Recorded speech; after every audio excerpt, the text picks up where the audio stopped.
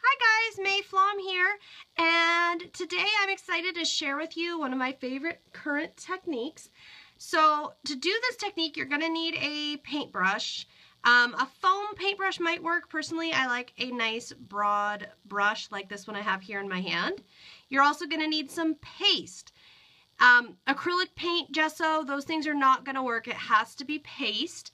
I am using the Ranger texture paste. I've also done this with Liquitex and Golden Brand standard molding or modeling paste, embossing paste. It just can't be a super heavy or extra light. As long as it's in the medium range of paste, you'll be fine. You'll also want a container with a bit of water.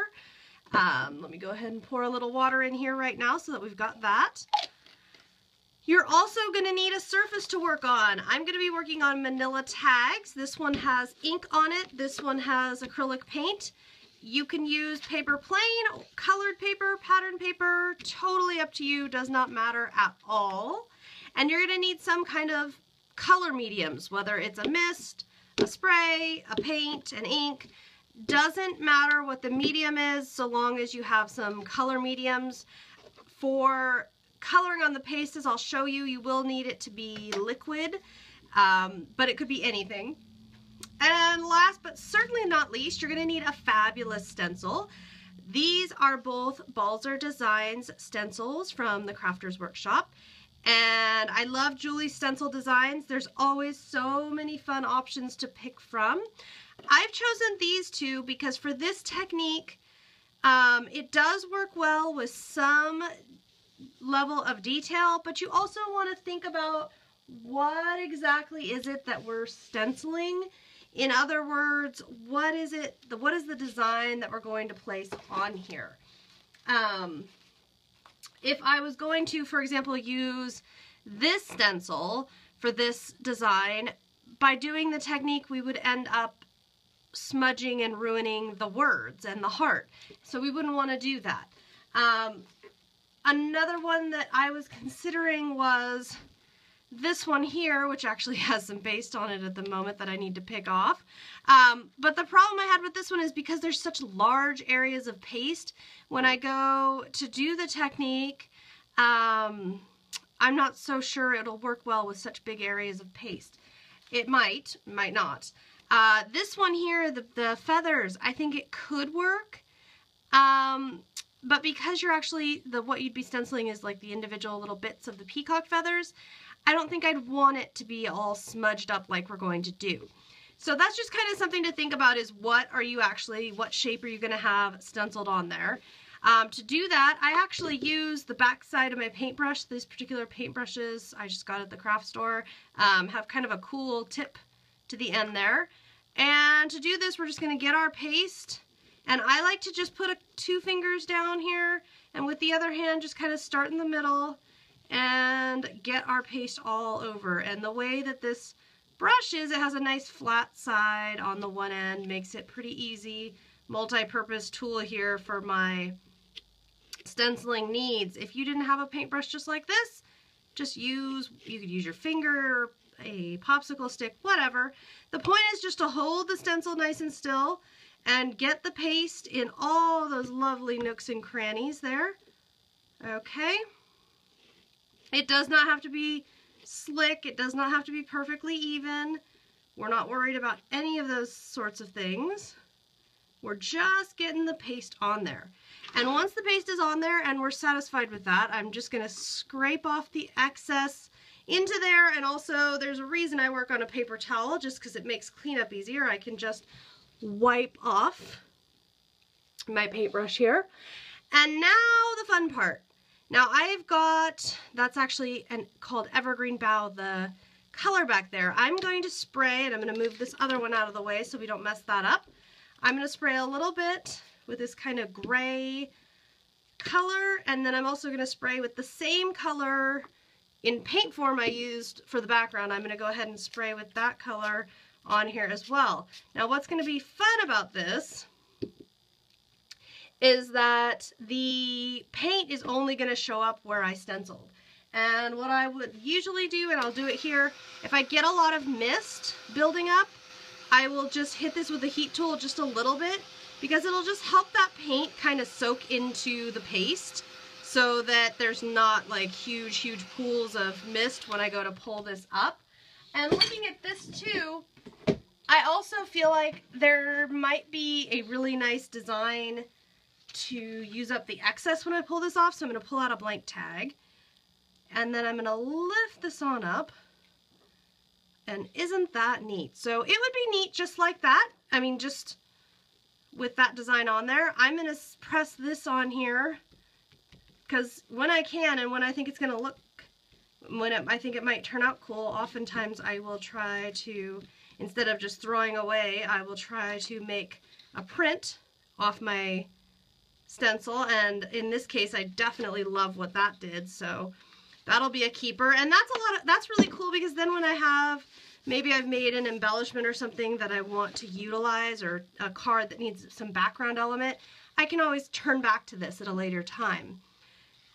Right now what I'm going to do, I'm going to hit this with the heat tool just for a moment. I'm not trying to dry out the paste, it's just that I have a lot of color medium on there. And I want to, a little more than I wanted, so I want to dry that out a little. And just a little bit, it's okay if it's a little bit liquid, because what we're doing next is getting our paintbrush nice and soaking wet. And then I'm going to start in one direction. I'm going to start from the top, actually I'm going to start from this edge and work outward. And I'm just going to lightly swipe. I always start from the same direction. If I decide I want to go in another direction, I can. And what will happen here is that ever so lightly, two things are happening. Number one, some of my color medium is going to come off, and that's okay. That's totally okay. It's smearing, it's blending. So that's good. That's number one. Number two, and I do use a lot of water for this, the other thing that's happening here is our design is going to soften. Instead of being such a hard stencil, some of that paste is kind of spreading. It's softening the edges. It's being a little less like, oh, obviously she stenciled this onto here. And it's kind of getting a little more ingrained into that background paper. Now I can also, at any point in time, add some more color. And by the way, you can do this with any spray. I could come in here with this Prima spray and add spray. It doesn't matter what type of mist or whatever that you're using. I like to use sprays and mists specifically because what those do, and I'm just soaking up if there's way too much liquid here. What I like about those mediums is I don't have to touch anything to the surface to get the color on there. And really I only want my paintbrush to be the only source of contact. You know, my paintbrush can, and now that I've done it a time or two and I feel confident, you know, that my design is staying put. My design, I didn't push so hard that my design smeared. I'm just lightly going over it. If I push harder, more will smear. But do I want that? Do I really want to push so hard that my design becomes, it just becomes like a big mushy pile? Well, no, I'm just trying to soften it up a little bit, to soften a few edges and just kind of make it more incorporated there. So I like that, and I can spray a little more of the various colors. I can spray a lot, I can spray a little. Totally my call. I love what this does, and I love what the kind of gray color mixed with these other more aqua type, minty aqua, whatever you want to call them.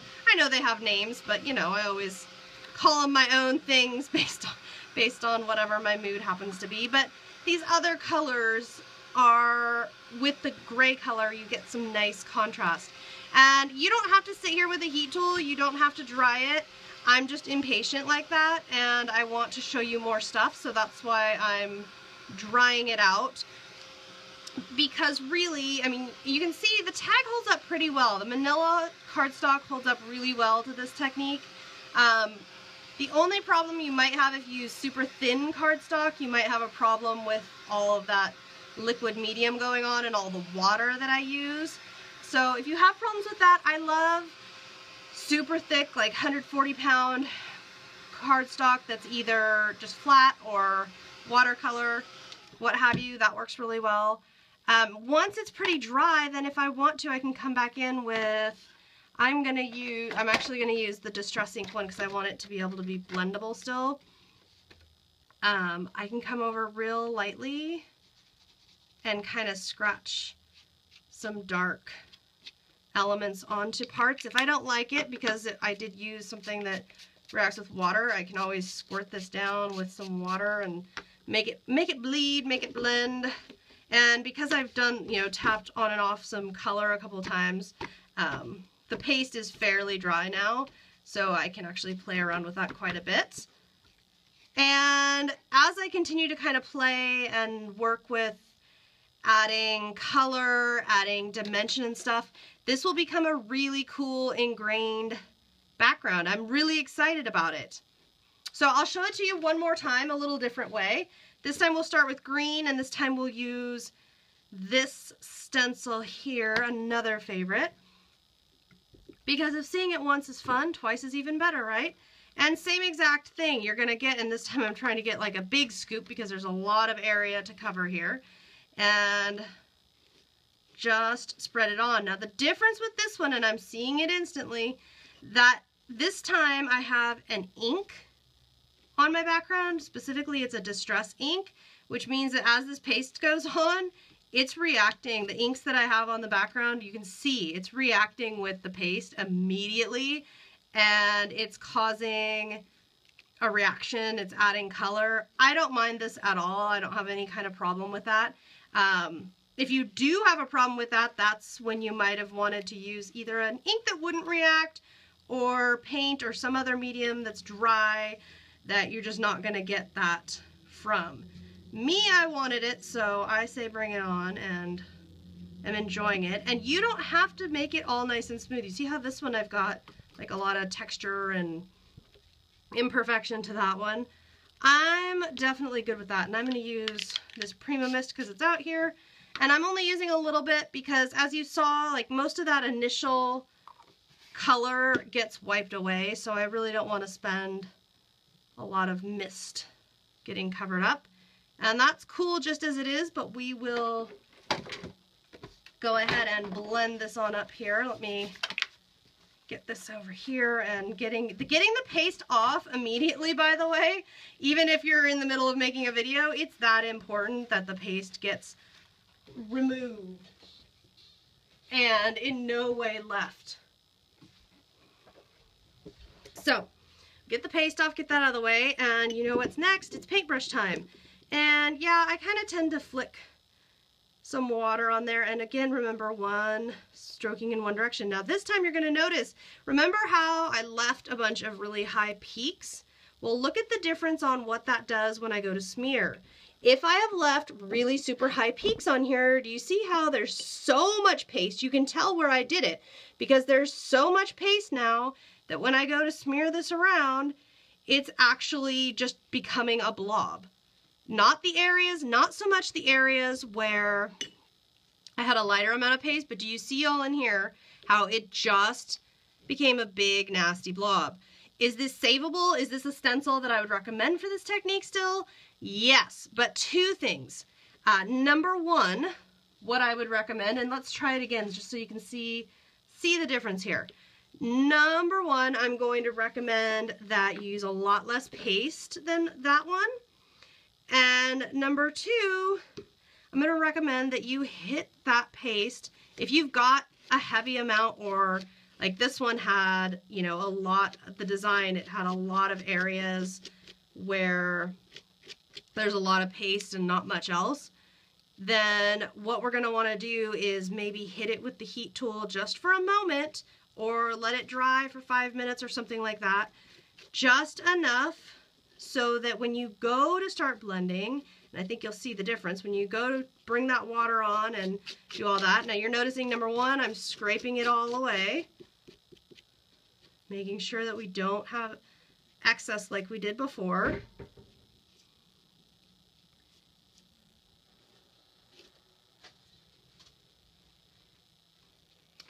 And the other thing that I am doing here is just being really careful that it's not a ton, but that also it's pretty even. So let's take a look again. Okay, so I just hit this with just for a moment, maybe 30 seconds with the heat tool. And now I'm coming back here with the water, and what you're gonna notice immediately is that this time there's not nonstop. There's, oh, I see two little spots where I was a little too thick with the paste. But everywhere else, it's just blending nicely instead of all icky. I know, real technical terms. So that is something for you to remember, that when you're doing this, if you can go as crazy as you want with the color mediums, but if you go a little too crazy with your paste, if you get too much paste going on, that you might have issues with it becoming one big ugly blob. So if that's becoming a problem, then you know what the issue is. You just need a little less. And I'm just letting a little bit of that mist soak off onto my paper towel, just kind of wick off onto there so it can dry out a little bit. And once this one is dry, we've got another cool looking background. I just absolutely love the look of this technique and what it does for a background. This could also be, I could now die cut this into a die cut, or take a previously cut die cut chipboard shape, absolutely anything, and add my own color and texture to it and design to it. It's just a lot of fun, and another way that I enjoy stencils.